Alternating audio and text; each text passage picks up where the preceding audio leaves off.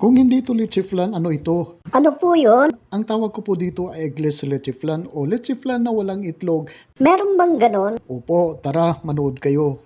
3 medium size na llanera ang kailangan natin dito at maglalagay lang tayo dito ng 2 tablespoon na sugar sa bawat llanera at ika-caramelize natin ng ganito. Sa isang mixing bowl ay maglagay naman tayo ng 2 cups na evaporated milk.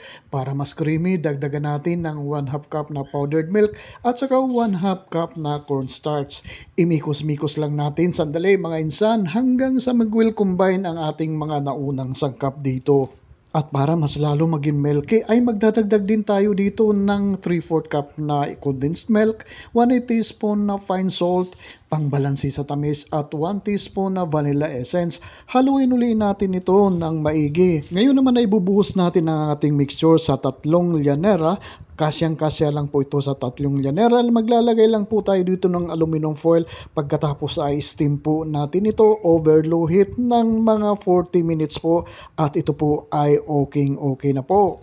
Ngayon, alam nyo na kung bakit walang itlog ang ating leche flan. Wala naman dapat itlog ang leche flan. Leche means gatas lang. O kayo, anong masasabi nyo dito? Bahala na kayo, basta i-comment nyo lang.